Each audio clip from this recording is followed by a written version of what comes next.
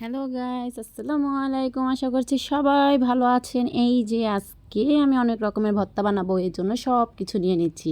আর এখানে টাকি মাছ নিয়ে নিলাম, টাকি মাছটা সিদ্ধ দিয়ে দিব, টাকি মাছের ভর্তা করব। এই জন্য এই যে আমি একটা প্যানে টাকি মাছটা ভালো করে ধুয়ে টুয়ে একটু লবণ একটু হলুদ দিয়ে একটু পানি দিয়ে মেখে তারপরে সিদ্ধ দিয়ে দিচ্ছি।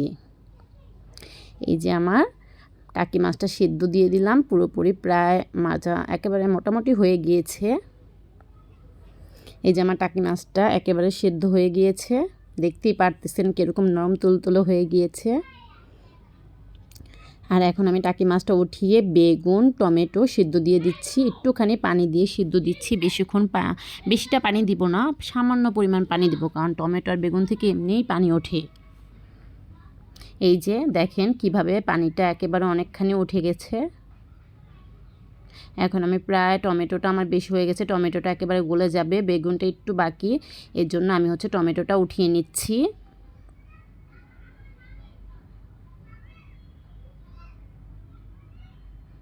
আর এখন বেগুনটা আবার একটু সিদ্ধ দিয়ে দিলাম।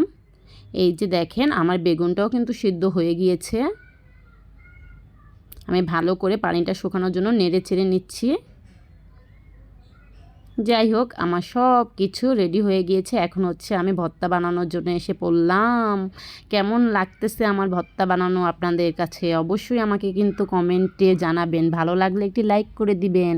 আর আমার ভিডিও যদি ভালো লেগে থাকে অবশ্যই আমাকে সাপোর্ট করে আমার পাশে থাকবেন আপনারা সবাই। আমি সুন্দর সুন্দর ভিডিও যেন আপনাদের দিতে পারি।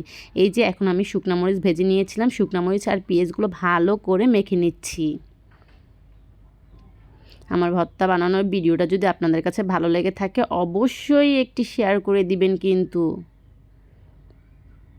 এই যে দেখেন আমি খুব সুন্দর করে একেবারে মরিচ আর পেঁয়াজটা মাখিয়ে নিচ্ছি।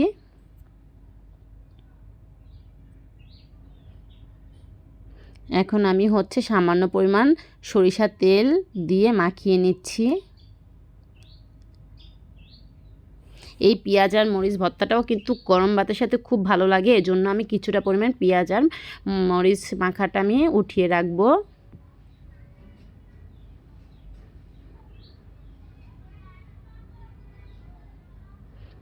আর এই যে এখন আমি এক এক করে ভর্তা বানাবো। এটা টাকি মাছটা আমি সুন্দর করে সিদ্ধটা বেছে নিয়েছিলাম কাটা ফেলে। যে আমি টাকি মাছটা একেবারে সুন্দর করে মেখে নিচ্ছিলাম মরিচ আর পেঁয়াজের সাথে। আপনাদের কেমন লাগতেছে আমার ভর্তা বানানো অবশ্যই জানাবেন কিন্তু। আমি এক এক করে সবগুলো ভর্তা রেডি করে নিচ্ছি। এই যে এখন টমেটোটা মেখে নিচ্ছি। এই যে কাঁচা ধনিয়া পাতা দিয়ে টমেটো ভর্তা করেছি। এইভাবে টমেটো ভর্তা খেয়ে দেখেন, খুবই ভালো লাগে কিন্তু, আর অনেক মজাও হয়। আপনারা চাইলে এইভাবে বানিয়ে খেয়ে দেখতে পারেন। এই যে এখন বেগুনগুলো আমি ভর্তা করে নিচ্ছি।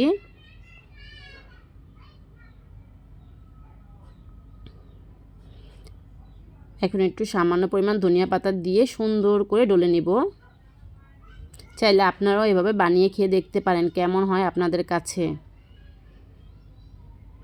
আর এইখানে আমি ওই টাকি মাছটা ধনিয়া পাতা দিতে ভুলে গিয়েছিলাম, এখন একটু দিয়ে দিলাম।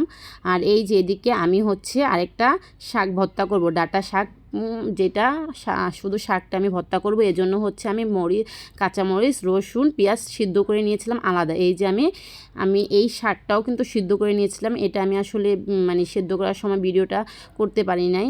যাই হোক, এই যে আমি শাকটা সিদ্ধ করে নিয়েছিলাম। আপনাদের কাছে আমার ভিডিওগুলো যদি ভালো লাগে থাকে অবশ্যই আমাকে বলবেন। আর এই যে আমার সেই শাকটা বেটে নিলাম, আর সামান্য পরিমাণ ধনিয়া পাতা দিয়ে বেটে নিয়েছি। এটা আমি পাটায় বেটে নিয়েছি। এই ভর্তাটাও কিন্তু অনেক মজা হয়, চাইলে আপনারা বানিয়ে খেয়ে দেখতে পারেন। এই যে আমার ভর্তা বানানো পুরোপুরি একেবারে রেডি হয়ে গেছে। আপনাদের কাছে ভালো লাগলে আমাকে অবশ্যই একটি লাইক কমেন্ট শেয়ার করে দিবেন। আজকে এই পর্যন্ত, আল্লাহ হাফেজ।